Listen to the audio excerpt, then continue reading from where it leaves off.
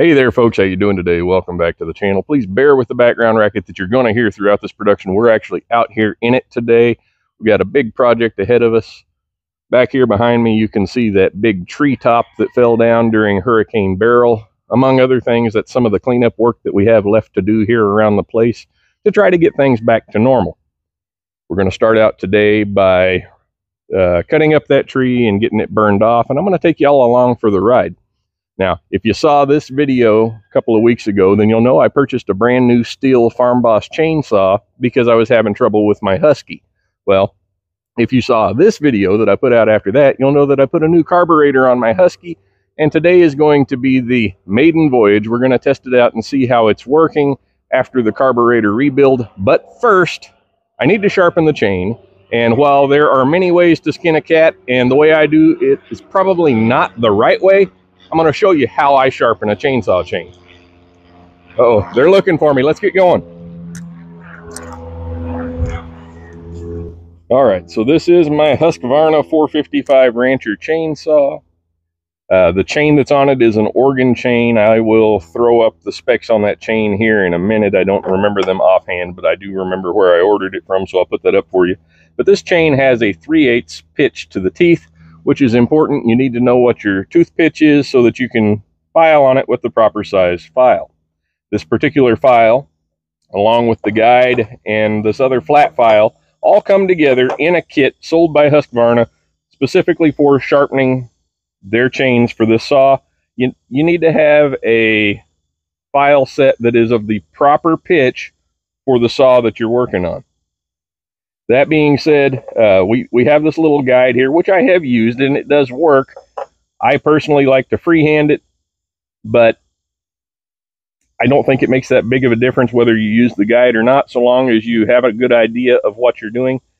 So with that being said, I'm going to show you both with the guide as well as freehand how I go about sharpening the teeth.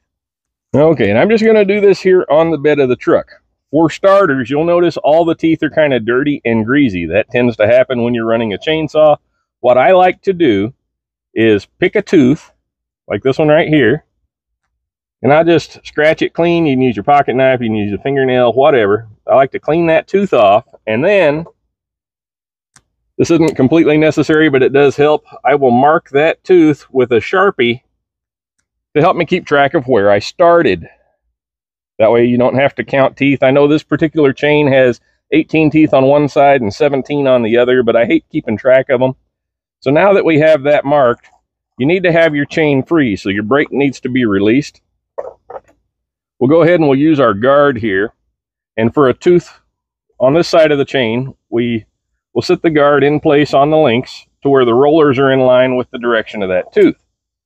We'll take our file, we'll get started under the edge of the tooth, bear down on the saw so that it doesn't move around, and give it 1, 2, 3, 4, 5 good passes with the file.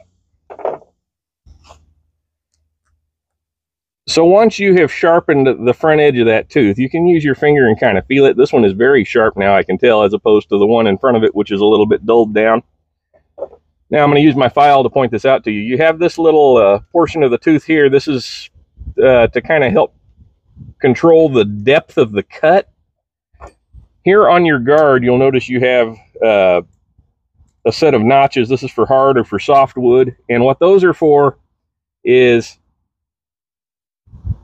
you come in underneath and you can adjust the angle for the pitch to file off the top of that depth cut or that depth tooth so that it allows this to bite in either a little bit further for softwood or a little bit shallower for hardwood.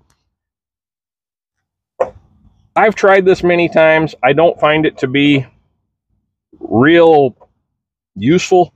What I prefer to do is just take my flat file, and about every other time that I sharpen the teeth, I will just come through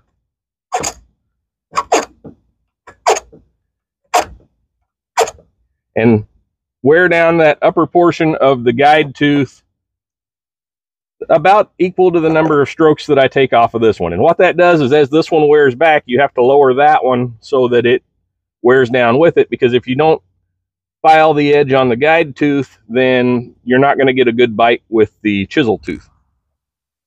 So now that I did kind of a half-assed job of explaining how this guide works, I'm going to show you how I do it typically. And that is, we've already started with this tooth. So I'm going to back the chain up. If you don't want to grab it with your fingers, you can use the file to move it back and forth. I'll move to the next tooth. I like to do all the teeth that go in one direction at one time and then come back and do the other ones. That way I don't have to keep moving the saw back and forth. So I'm going to show you how I do that now.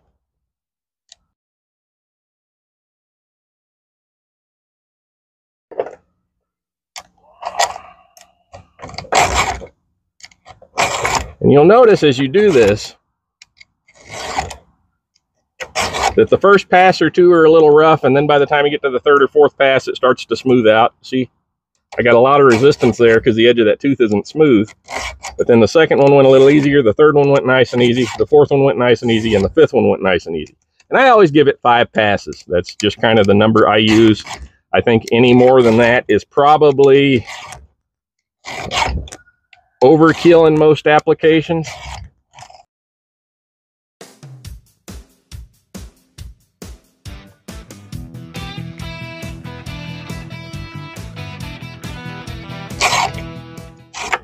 You'll also notice that the closer the tooth that you're working on is to the body of the saw, the easier it is to handle. Now on this side of the saw, because I have the body in the way, I have to work on it a little further out. When I switch to the other side, I'll be able to work on the ones that are closer, and it's a lot more efficient, at least for me being a right-handed person.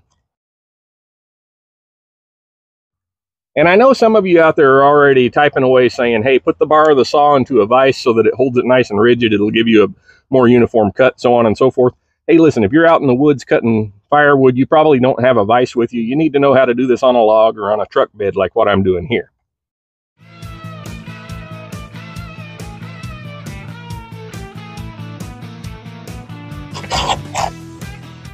And now we're back to our painted tooth, so we'll switch and go to the other side. All right, so now that we finished the left-handed side, we'll do the right-handed side, and you'll see that I'm a little bit more efficient at it this way. Again, you can back it up closer to the body of the saw because the saw is not in the way on this side, which helps to keep it from scooting around so much.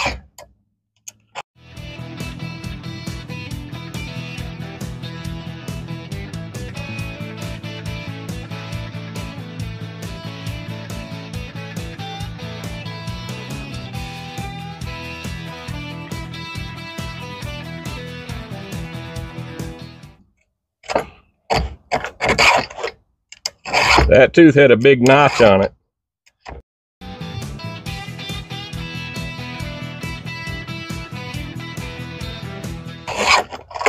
Now you might be noticing that this chain is very oily.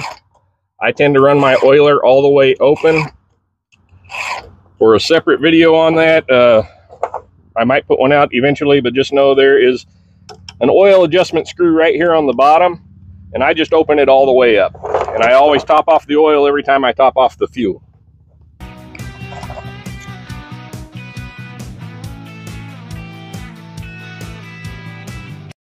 So the Project Farm guy did a real good job of explaining how you can dull a chainsaw in about 2 seconds by running it into the dirt. And I think that's what happened with this one last time I used it. I was cutting limbs that had fallen on the ground. And every once in a while, I find a tooth that looks like it bit a rock or something. And it's an unfortunate part of the process. In a perfect world, you could avoid it every time, but a lot of these logs we're cutting up are muddy from having hit the ground with impact, and it's just not, it's not a perfect world application, so we got to make do. And that's why it's important that you know how to sharpen these up.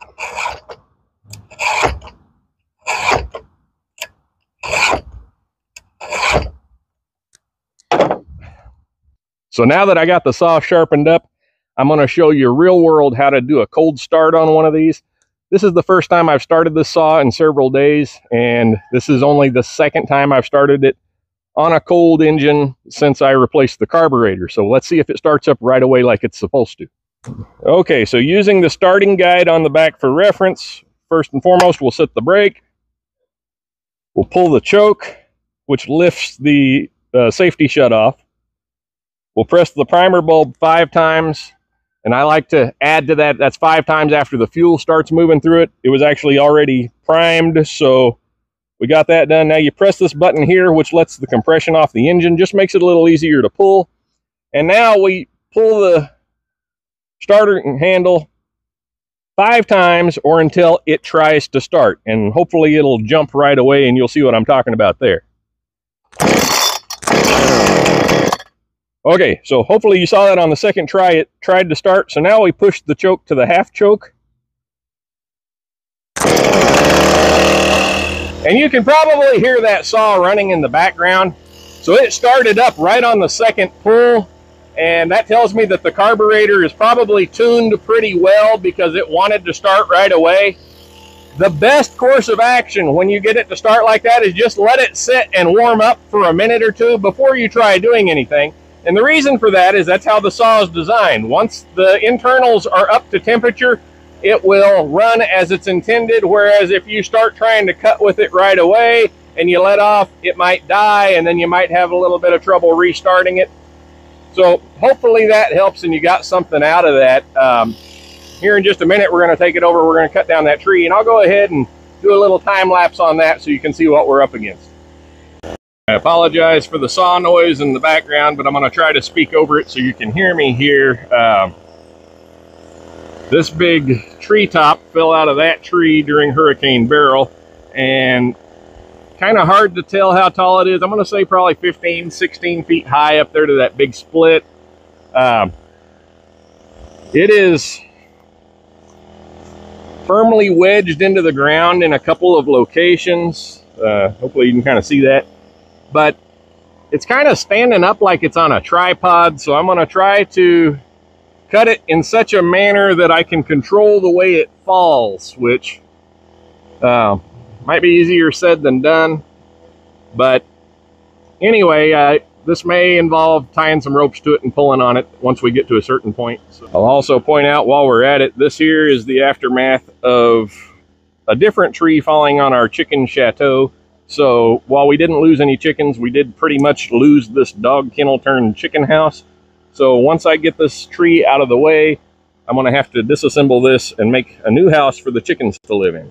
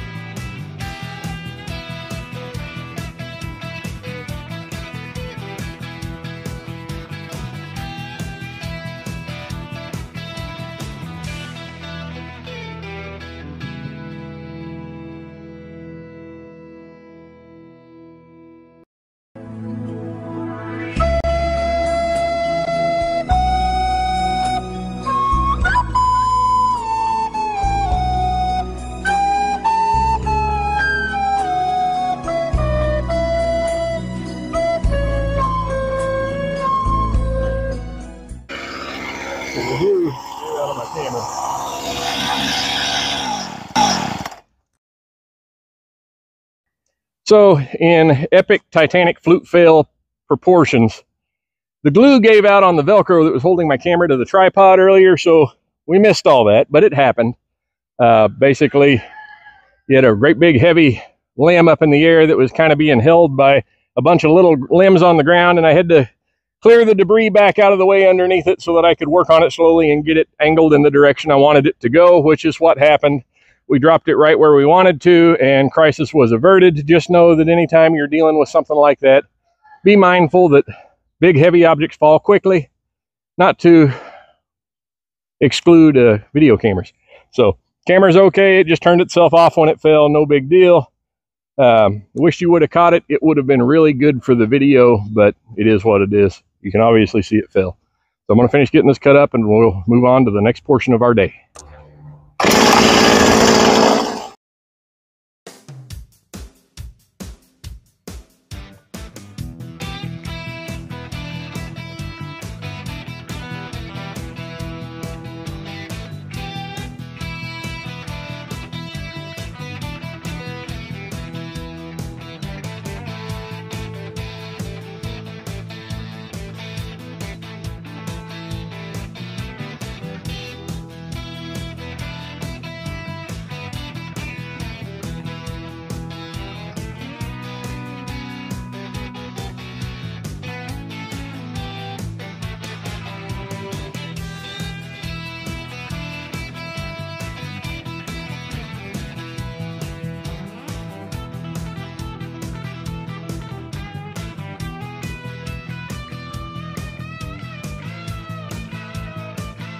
Yeah.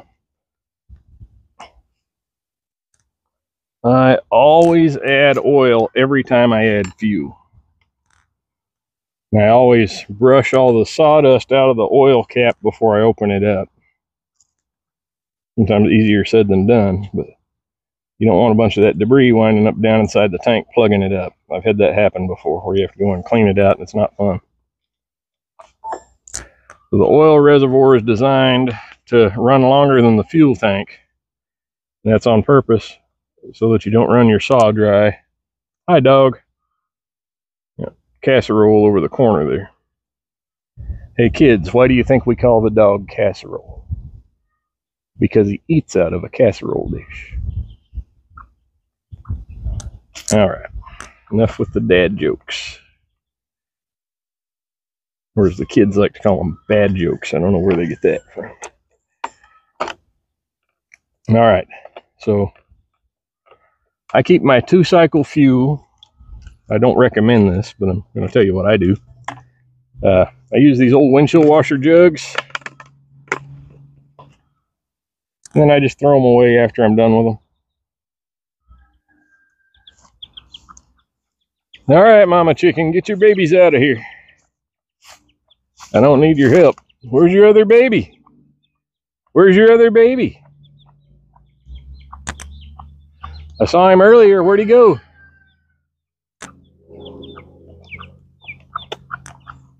Oh, there he is. Get your babies.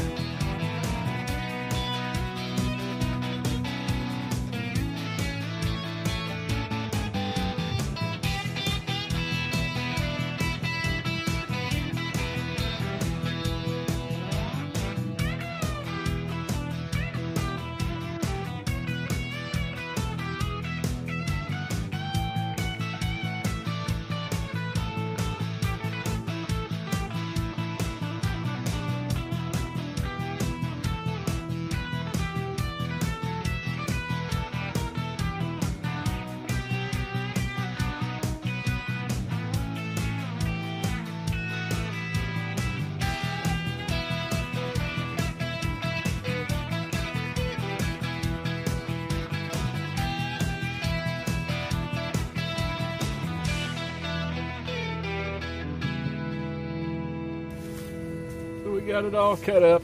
We got most of the debris dealt with on the burn pile over there. You got to do that however suits your situation. But